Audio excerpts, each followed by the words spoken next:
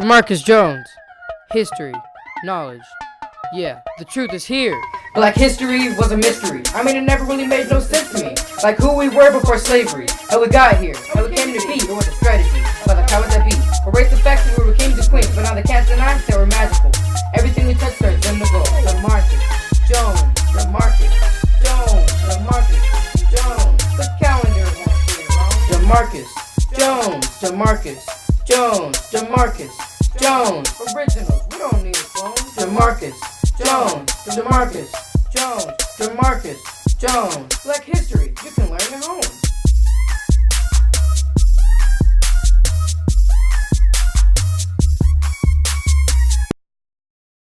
Chapter 10. Why are they here? I walked outside of the room and then outside of the empty house. There were people everywhere. They walked around, working and talking to each other. I tried to grab a young boy's arm, but nothing happened. Oh, that's right. I'm watching a movie in my dreams. I should have a narrator around here somewhere.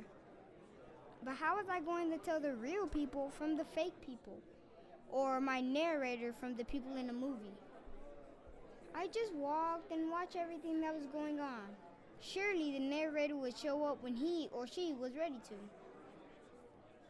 The little Tulsa town looked like a happy one. The sun was shining bright, birds were chirping, and all of the people walked around looked happy. Hey, Demarcus, aren't you a handsome young fella? My dad began to walk toward me. Hey, Dad. I smiled. How do you know about this place? I must be really dreaming hard this time. Ha ha ha, Demarcus. I am not your dad. Ha ha. I am his grandfather, your great-grandfather. The man just couldn't stop laughing.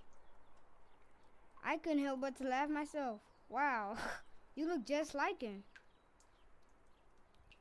My great-grandfather walked around me in the area in Tulsa where he once lived, Greenwood.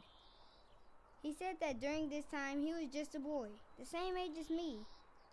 His parents owned a laundromat, a barber shop, and a convenience store, and his job was to fill in at any one of the businesses that needed help for the day. I walked around in a town full of black people. There were old cars driving up and down the streets, and they looked similar to the ones I seen in the old movies. My great-grandfather showed me all of the stores his family owned, along with some of the stores his friends owned. After looking at the businesses, he took me back to the area of the neighborhood where all the houses were. There were rows upon rows of really nice houses and lawns of bright green. The flowers in the front yards, the porches were really big, and the paint looked fresh. Right there. My great-grandfather pointed to a small red house on the corner. This is where we lived. A little boy ran out of the house. He ran down the sidewalk into our direction, and then he ran right past us. That little boy was me? How? My eyes were as wide, and I couldn't stop stuttering. That isn't you, Demarcus. That's me. My great-grandfather explained. He began to laugh again, this time uncontrollably. He must have thought I was the funniest thing he laid his eyes on. He laughed so hard. Tears were streaming from his eyes. He wiped them away. I felt a little foolish. I tried to move his mind to other things. This is a really nice neighborhood. It's nicer than the one I live in now. I thought black people didn't have houses like this in 1921. I remember watching a movie with my parents around this same time of year, and all of the black people had on dirty clothes, their faces looked helpless, and the homes were small one-room shacks, and they were afraid to even look at a white person. Again, my goofy grandfather chuckled. Those are these times, Demarcus. However, black people didn't live like that everywhere. Here in Greenwood, most of the black people are very wealthy. It's those white folks who are poor in those one-room shacks right up that road. He pointed past the neighborhood. We had Some of a few self-made millionaires of this time who lived right in this neighborhood. Those of us who weren't millionaires were still doing well ourselves. There were about 10 to 15,000 black people in this area alone who lived, worked, and did businesses together, which is why we are so strong and prosperous. I can see that. The mood started to feel different, and an eerie silence fell upon the neighborhood. My great-grandfather grew silent, staring off into the far distance. I turned around in that direction to see what he was looking at, and immediately I knew what put the cold chill into the air. Hundreds of men dressed in white robes and cone-shaped masks were marching down the street. I remember those same guys from the same movie that I watched with my parents. They were called the Klan or the KKK. And everywhere they went, they made it their mission to ruin the lives of black people. Why are they here? I asked.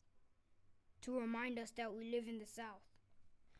My great-grandfather explained to me that there were 3,000 card-carrying Klan members in Tulsa, and they frequently paraded down to Greenwood, or Little Africa as they call it, to hang black people at their will. He said that most of the people didn't want to get involved because it would make matters worse. The police, mayor, and councilmen were only going to agree with the white people, so if they were to complain, it wouldn't make any difference. He said that any white person could hang a black person whenever they wanted to because they knew they would never have to go to jail or get in trouble for it. It was accepted everywhere in America. After watching the Klan members pass, my great-grandfather and I went back towards the business district, but we went a little closer to the white part of town. There were young boys standing outside and yelling for people to come buy the newspapers. One boy yelled out the headline of the newspaper describing in not-so-nice words that they would hang another black person that night. White people and black people alike ran to buy the newspaper from the young boy. The boy looked younger than me, and I couldn't believe that he was allowed to say such mean words. But I had to remember this was 1921. Papa, I don't want to see a real lynching. I'm scared. Demarcus, by this time, people of Greenwood have had enough. We're not going to let them lynch any more of our boys. I felt a little more relieved, but still worried. Watching this stuff on TV always made me feel uneasy, but being close to it, even if it were a dream, was scary. I was afraid for my life. I guess my great-grandfather could read this on my face. Remember, Demarcus, it's a movie. You are safe.